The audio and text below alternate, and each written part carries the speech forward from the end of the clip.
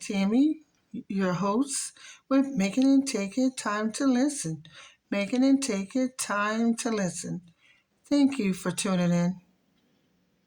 Today's story is not a good one. Let's keep Thailand in our prayers, praying for the families of the lost loved ones. A nut job went on a killing spree looking for his stepchild, which is two, but when he couldn't find him, he replaced what he wanted to do with almost a dozen children and arrest adults. According to CNN, let's listen to the story. And again, we definitely need to keep them in our prayer. A knife and several guns forced his way inside. A local hospital says the youngest victim was just 3 years old. The oldest was 69. Police say most of the children died from stab wounds. While the motive is not entirely clear, authorities say the attacker had been suspended from the police force earlier this year for drug possession and was in court Thursday on drug charges. After inspecting the crime scene, we found that the perpetrator tried to break in, and he mainly used the knife to commit the crime by killing a number of small children, while a few survived. Then he got out and started killing anyone he met along the way with a gun or the knife until he got home. We surrounded the house, then found that he committed suicide in his home. Relatives are gathering at the site of the massacre to remember their loved ones. Members of the Thai military in all white laid a wreath outside the nursery. And family members dressed in all black placed white roses on the doorstep. More now from CNN, Selena Wang. A daycare center teacher describes the moment a former police officer storms the nursery, pulls a gun from his waist, and aims it at her face. More than 20 children killed during their lunchtime nap.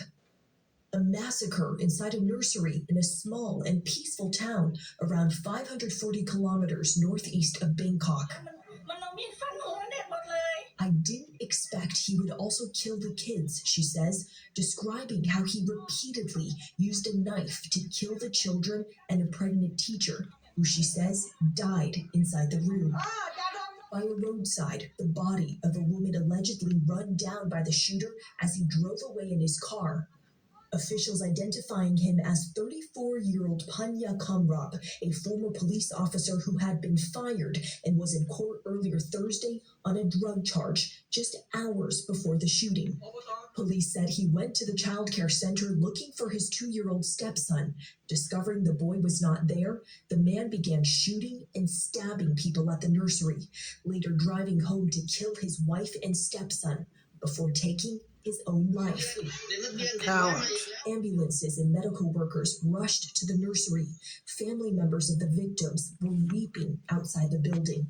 Thailand's Prime Minister Prayut Chan-o-cha wrote in a statement, "I would like to express my deepest condolences to the families and the injured.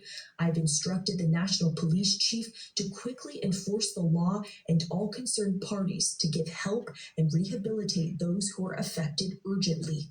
The Prime Minister has ordered an urgent investigation into what is now the country's deadliest ever massacre, carried out by a lone perpetrator. Let's keep them in our prayers. So sad. That coward just went crazy. He could have just took his own life, but that's what he wanted to do. Not that anyone should. But you're going to hurt those children while they're napping? This is crazy. Keep Thailand in our prayers and thank you for making it take it time to listen. Making it take it time to listen. Don't forget to like, comment, and subscribe. Thank you.